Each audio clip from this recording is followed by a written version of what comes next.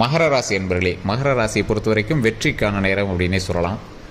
வெற்றிக்கான நேரம் அப்படின்னு சொல்கிறத விட இந்த மகர ராசிக்காரர்களுடைய குணாதிசயத்தை ஃபஸ்ட் நான் சொல்லிடுறேன். இந்த மகர ராசிக்காரர்கள் எந்த ஒரு விஷயத்தையுமே ஒரு பிளான் பண்ணி பண்ணுவாங்க.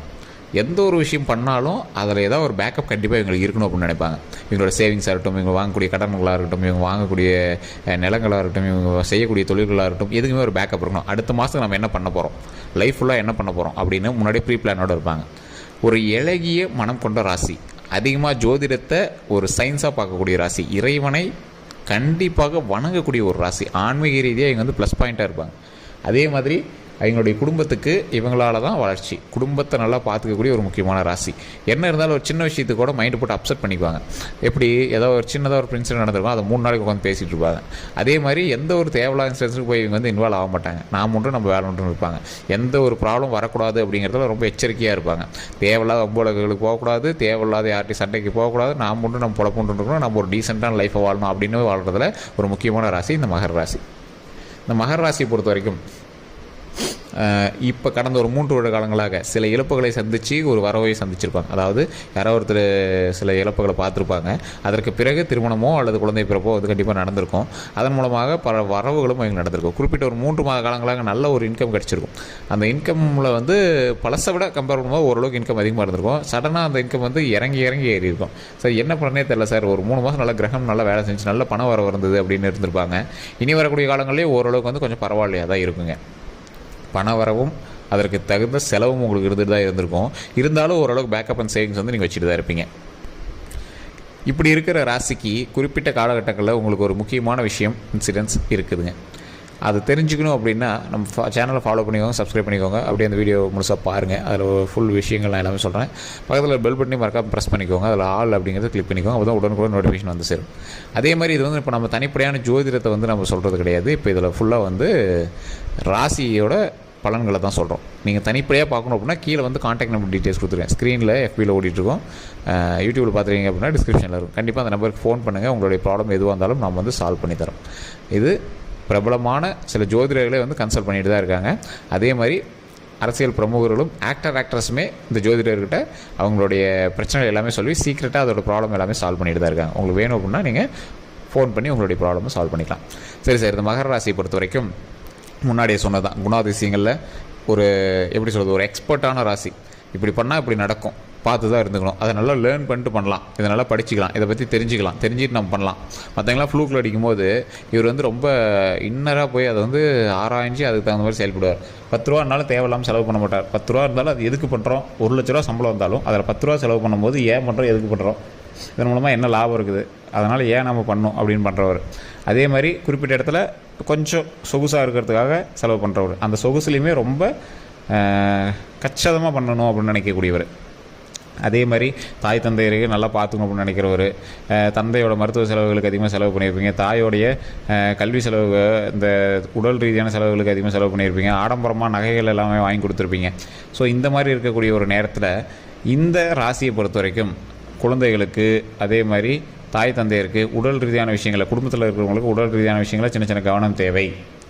அதே மாதிரி நீங்கள் ப்ராப்பர்ட்டி வாங்குறீங்க அப்படின்னா சில மகர ராசியை பொறுத்த வரைக்கும் சிலருக்கு லேண்டு செட்டே ஆகாது. அப்படி செட் ஆச்சு அப்படின்னாலும் அதை அடிக்கடி மாற்றிட்டே தான் இருப்பீங்க. பூர்வீக சொத்துக்களும் ஓரளவுக்கு உங்களுக்கு கொஞ்சம் ஒரு ஆப்போசிட்டாக தான் இருக்கும். அண்ணன் தம்பிங்க இருக்காங்க அப்படிங்கிற பட்சத்தில் அவங்களே வந்து உங்களுக்கு எதிர்பார்த்தா நிற்பாங்க. அந்த சொத்து இவனுக்கு, இந்த சொத்து அவனுக்கு, நான் இவ்வளோ பணம் போட்டேன் அவ்வளோ பணம் போட்டேன், தேவையில்லாத சண்டை சச்சரவுகள், நண்பர்களிடையே தேவையில்லாத பகைகள். ஆனால் நண்பர்கள் வட்டாரமும் உங்களுக்கு அதிகமாக இருக்கும். அதிகமாக ரொம்ப க்ளோஸாகவும் இருக்க மாட்டீங்க. குறிப்பிட்ட இடத்துல பேசுவீங்க, பழகுவீங்க, அவ்வளோதான், அவன் அப்படி தான், இவன் அப்படி தான் அப்படிங்கிற மாதிரி போயிடுவீங்க. இந்த ராசியை பொறுத்த வரைக்கும் எப்போவுமே வந்து பார்த்திங்கன்னா ஒரு விஷயத்தை தொடங்கிறதுக்கு முன்னாடி நல்லா லேர்ன் பண்ணிட்டு பண்ணலான்னு பண்ணுவீங்க. இருந்தாலும் ஒரு ஆசை, உங்களை ஒரு நப்பாசை வந்து உங்களை இன்னும் கொஞ்சம் கால் எடுத்து அப்படின்னு தேவையில்லாமல் அகலக்கால் எடுக்க வச்சிடும்.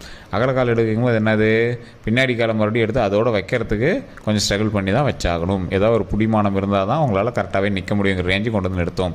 ஸோ அதனால் கொஞ்சம் பார்த்து பக்குவமாக அகலக்கால் வைக்காமல் ஸ்டெப் எடுத்து வச்சிங்க அப்படின்னா அதிகமான நன்மைகள் இருக்குது. அந்த அதிகமான நன்மைகள் இருக்கக்கூடிய நேரத்தில் கூட நீங்கள் என்ன பண்ணணும் அப்படிங்கிறத நம்ம தெளிவாக சொல்கிறோம், கேட்டுக்கோங்க. நீங்கள் வணங்க வேண்டிய தெய்வம் திருப்பதி ஏழுமலையான். திருப்பதி ஏழுமலையான் வணங்கினா எப்படி சார், என்ன பிரச்சனையிலேருந்து சால்வ் ஆகலாம் சார்? திருப்பதி ஏழுமலையான் தான் உங்களுக்கு எப்போவுமே ஃபேவரட் கார்டு. மகர ராசியை பொறுத்த வரைக்கும் திருப்பதி ஏழுமலையான் நீங்கள் வணங்குனீங்க அப்படின்னா மிகப்பெரிய நன்மைகள் இருக்குது. உங்களோட ராசியில் நீங்களே பார்த்துக்கல, அதிகமாக நீங்கள் வந்து திருப்பதி கோயிலுக்கு போயிட்டு வரணும் அப்படிங்கிற உங்களுடைய எண்ணமும் அதிகமாக தோன்றும். உங்களுக்கு ஒரு பாசிட்டிவ் வைப்பு கிடைக்கிறதுக்கும் உங்களுக்கு அது ஒரு மிகப்பெரிய ஒரு புள்ளியாகவும் அமைஞ்சிருக்கும்.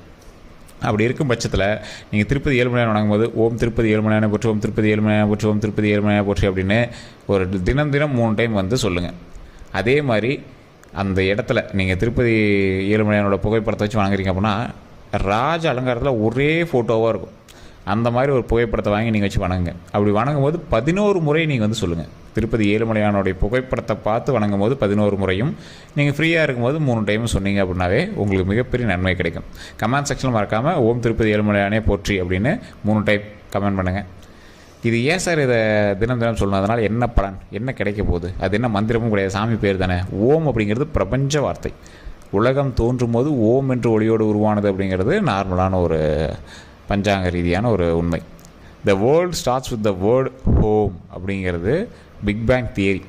அதாவது 2 சொல்லக்கூடிய ஒரே விஷயம் ஓம் அப்படிங்கிற ஒரு வார்த்தை தான். இந்த வார்த்தையை சொல்லி திருப்பதி ஏழுமலையானுடைய பெயரை சொல்லி போற்றி அப்படின்னு அவர்கிட்ட வணங்கிட்டு அதற்கு பிறகு நமக்கு என்ன தேவையோ அதை வணங்கும் போது அது ஆட்டோமேட்டிக்காக கடவுள் வந்து பிரபஞ்சத்தோடு இணைச்சி அதற்கான எனர்ஜியை நம்ம கொடுப்பாரு. நம்ம செய்யக்கூடிய விஷயங்கள் ஒரே நேர்கோட்டில் நம்ம நடக்கும்போது, அதாவது எனக்கு இதுதான் வேணும் அப்படின்னு நம்ம நடக்கும்போது கண்டிப்பாக நம்ம நினச்சதை நடத்தி கொடுப்பார். அதாவது attraction of law of attraction சொல்லுவாங்க பார்த்தீங்களா, அந்த மாதிரி அதை நடத்துவதற்கு சரியான எனர்ஜியும் சரியான வழி நடத்தையும் கொடுக்கறதுக்கு இறை வழிபாடு கண்டிப்பாக தேவைன்னு சொல்கிறது இதுக்கு தான்.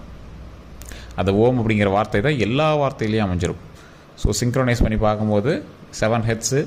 அது மட்டும் இல்லாமல் அந்த ஓம் அப்படிங்கிற பிரபஞ்ச வார்த்தை ஈர்ப்புடைய வார்த்தை. எல்லா இடத்துலையும் ஓம், எல்லா இடத்துலையும் ஓம். கிறிஸ்துவர்கள் ஆமேன் அப்படின்னு சொல்கிறாங்க, அது சிங்க்ரோனைஸ் பண்ணால் ஹோம்னு வருது. ஸோ எல்லா இடத்துலையும் ஓம். ஸோ அந்த ஓம் அப்படிங்கிற வார்த்தைக்கு அவ்வளோ பிரபலமான அவ்வளோ ஒரு பாசிட்டிவ் வைப் இருக்குது. அதை நீங்கள் சொல்லி பாருங்கள், கண்டிப்பாக உங்களுக்கே தெரியும். அதே மாதிரி இந்த ராசியை பொறுத்த வரைக்கும் தயிர் சாதம் அன்னதானமாக கொடுங்க. ஒரு 10 பேர் 15 பேருக்கு முடிஞ்சால் மாதத்தில் ஒரு டைம் நீங்கள் வீட்லேயே குக்கரில் சாப்பாடு வச்சு தயிரை மிக்ஸ் பண்ணி ஒரு 10-15 பேர் சின்னதாக ஒரு கப்பில் ஒரு பாக்கு மட்டையிலையோ இல்லை ஏதோ ஒரு இலையிலையோ கொஞ்சம் கட் பண்ணி அவங்க சாப்பிட்ற இடத்துல கோயில்லையோ இல்லை ஏதாவது ஒரு இடத்துல உட்காந்துருக்காங்க, வயசான உட்காந்துருக்காங்கன்னா அந்த இடத்துல ஒரு 10 பேர்த்துக்கு சாப்பாடு கொடுங்க. சார் ஒரு பொட்டலமாக வாங்கி தர முடியல, சின்னதாக ஒரு தட்டத்தில் ஒரு பிளாஸ்டிக் பேப்பரில், சாரி பிளாஸ்டிக்னு சொல்கிறேன் பாருங்கள், இலையில் ஏதோ ஒரு இடத்துல ஒரு 10 பேர்த்துக்கு கொஞ்சம் ஒரு கரண்டியில் வலிச்சு கூட கொடுங்க. அது ரொம்ப நல்லதுங்க. உங்களோட கையால் தயிர் சாதம் வாங்கி ஒருத்தர் சாப்பிட்றாங்க அப்படின்னா இன்றைக்கி உங்களுடைய ப்ராப்ளம் சால்வ் அப்படின்னு அர்த்தம். மாதத்தில் ஒரு டைமாவது கொடுங்க. அதோடைய பலன் நீங்கள் அடுத்த வீடியோ பார்க்கும்போது உங்களுக்கே தெரிஞ்சிருக்கும். நீங்களே கமெண்ட் செக்ஷனில் வந்து சொல்லுவீங்க, சார் ஆமாம் சார் ஒரு தயிர் சாதத்துக்கு இவ்வளோ வேல்யூ இருக்குன்னு எனக்கு தெரியாமல் போச்சு அப்படின்னு நீங்களே சொல்லுவீங்க. அதே மாதிரி கையில் எப்போவுமே ஒரு எலுமிச்சம்பழம் வச்சுருங்க. அந்த எலுமிச்சம்பழம் உங்களுடைய குலதெய்வ கோயிலேருந்து எடுத்துகிட்டு வந்த ஒரு பழமாக இருக்கணும். ஏன்னா உங்களுக்கு கந்திஷ்டிகளும் அதிகமாக இருக்குது, அது உங்களுக்கே தெரியவும் இருக்குது. நீங்கள் உங்களுடைய வளர்ச்சி ஓரளவுக்கு வளர்ந்துட்டு வர உங்களுடைய கந்திஷ்டிகளும் அதிகமாகிட்டுருக்கு.